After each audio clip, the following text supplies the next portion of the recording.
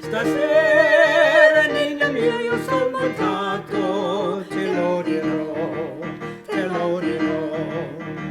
Con la concetto io fu cosa si fuggi, ti lascio star. E non ti corri appresso, non ti struggi, a riguardar, a riguardar. Yamo, una coppa, yamo, una coppa, yamo, Finiculi, finicula, finiculi, finicula. Una coppa, yamo, finiculi, finicula. Hi, ciao, sono Letizia. I'm Letizia, and I'm here today with my second episode, and today I'm going to work on pronunciation in the Italian language. As you know, the Italian language is about opera and art and amore. Now, there is a famous opera singer I want to talk about. His name he's deceased, Pavarotti, Luigi Pavarotti. And he had a marvelous, beautiful tenor voice, which if you ever heard him singing, I happened to hear him singing when I lived in Manhattan. I heard him singing Cavaradossi in Tosca. And he sang a beautiful song called Luci van le stelle. And I think it means, and the way the stars go, le stelle is stars.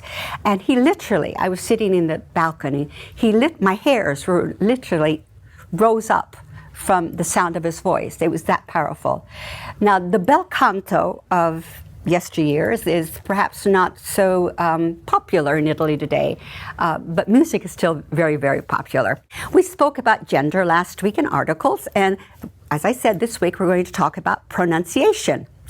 Now, in Italian, what's fun is that what you see, you say. So literally, you could read a newspaper and just pronouncing the words as you've been taught, and no one will know that you did not know what you were saying. There are some differences. The Italian alphabet does not have an H, a J, a K, a W, an X, or a Y. So if you see the hotel, in English it's hotel, they say hotel. And there used to be a hotel in Rome called Jolly, and they would say Jolly, Jolly Hotel, Hotel Jolly. The I and the E is different in Italian than in English. I is E, and E is E. Now, oftentimes Italian last names here in the United States, when people are pronouncing them, they either drop the ending or they make the I an E sound. My name is easy, Scordino, so I'll get into what it means later on, but it's a fun name to have. I'm pleased with it. The O also has, it's different than English. It's forward, it's O. So it'd be a concerto, not concert, or community, comunità, comunità.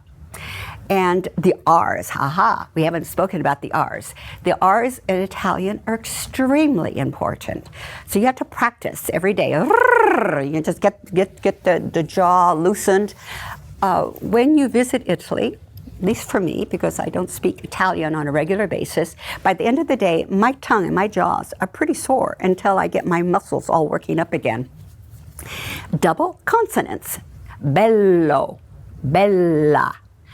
It's not bello, it's bello. So when you do a double consonant, it goes up just a bit. There's a slight little pause at the top.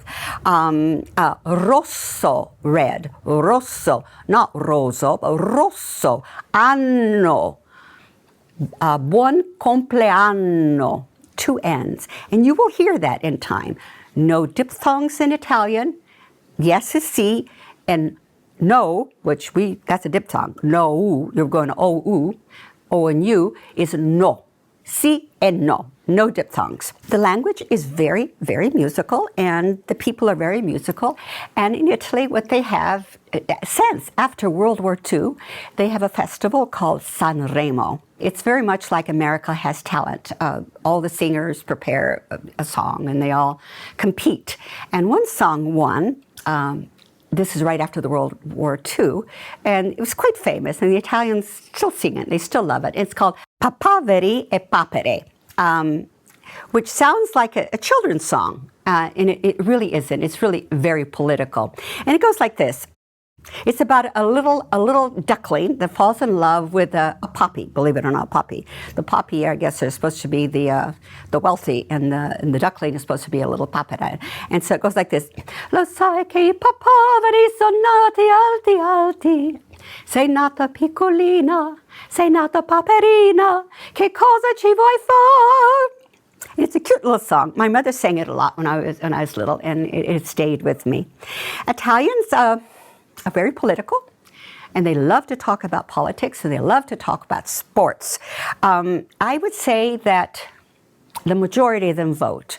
As high as 90%. They go home to vote. They go to wherever they're registered, or even if they live, hundreds of miles away, they go back to register, and they do have the day off to vote in Italy. They're very warm and very forgiving. The Italians have a very forgiving nature.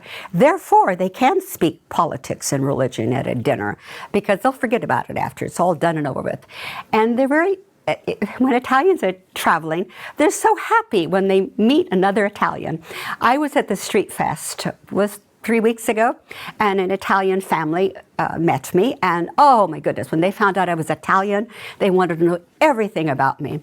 And I have a nephew working at Yosemite National Park in California, and he is bilingual. He speaks Italian in Italy. My sister is American, so he knows both languages. But when an Italian meets him in Yosemite, they're extremely excited, and they won't, they don't leave him alone after that. They figure he's going to tell them the truth about what to do at all times. Food. Let's discuss food in Italy. The north is very different from the south. The north is pretty white. Risotto comes from the north. And Bologna and down, south, towards the booth, tends to get a little red. And then when you go into somewhere like Sicily, it's very different. There's a lot of fish, and it's not even really red. It's sort of brownish in color. Pizza. The famous pizza, the most famous and most traditional, is Pizza Margherita. And this was named after La Regina Margherita, Queen Margherita, who was the first queen in Italy. And she was in Rome and I think took a little vacation to Naples, where she had a pizza. And it was red, green, and white, which are the colors of the flag. Red mean tomatoes, green is basil, and white is the mozzarella. So they named the pizza Margherita, Pizza Margherita. And Italian pizza, depending on where you live, can be a little thicker. I know in the south, like in Sicily, they have something called la schiacciata, which is a double pizza, as a top and a bottom, which it's delicious. But it tends to be, I think, a little thicker, depending on where you live. But for sure, they do not add pineapples to their pizza. For sure, they do not add pepperoni. They do not add pepperoni. Meatballs. Meatballs are an American invention. The Italians don't really eat meatballs. I think they may have meatballs now because Italy now is very touristy, as a lot of people go to visit. But it's definitely an American invention. Italians eat 4 courses. They have the antipasto, they have la pasta, il secondo. Il secondo means the meat dish with a vegetable, and of course the dessert. They eat a lot of spaghetti. They love spaghetti. Now, I do need to remind you that when you're in Italy and you ask for a plate of spaghetti at a restaurant, you use only a fork to turn the spaghetti. You do not use a spoon and a fork. Although waiters, knowing that Americans have been taught this, will give Americans a spoon. But if you're invited at someone's house, it's sort of insulting if you use a spoon. You really need to learn to twirl the spaghetti on the fork. And fruit as well. If you eat fruit at an Italian table, not a restaurant, but at home, it's all done with utensils. You do not get an apple and just bite into it. I tend to avoid eating fruit at the table because I find it too difficult, especially a banana. I have no idea how I could do a banana. Maybe a strawberry, but not a banana. Now, considering that Italians eat all this food, they're very slender. I mean, compared to Americans, they're very, very slender. But they do tend not to eat junk food. They do tend to be organic. When I was living in Rome, no one fried in olive oil. They said it was very bad for your health. They would dress with olive oil, but no frying because of the smoke. They thought it was very unhealthy. And no canned foods in their cabinets.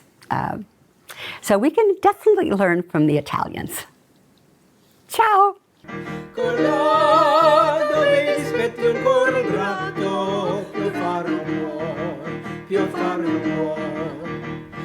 Ma concetto io fu cosa si fuggi, ti lascia star. E non ti corri appresso, non ti struggi, a riguardar. Yamo, una coppa, yamo, una coppa, yamo, Finiculi, finicula, una coppa, yamo, finiculi, nei amo della terra alla montagna, non passo c'è, se vedi Francia, Procette e la Spagna, io vecchio a te, tirate con il fulminetto fatto, il cielo sarà, se va come allo viento allo strato, che sa, Yamo, una coppa, yamo, una coppa, yamo, Funiculi, fenicula, una coppa, yamo, feniculi, fenicula.